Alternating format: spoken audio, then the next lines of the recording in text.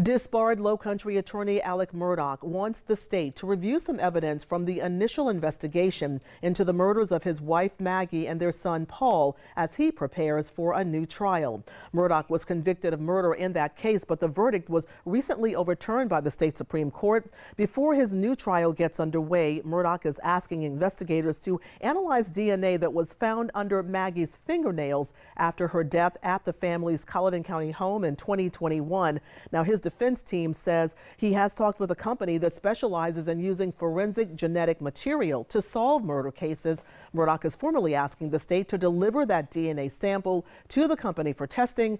A new date has not yet been set for his retrial.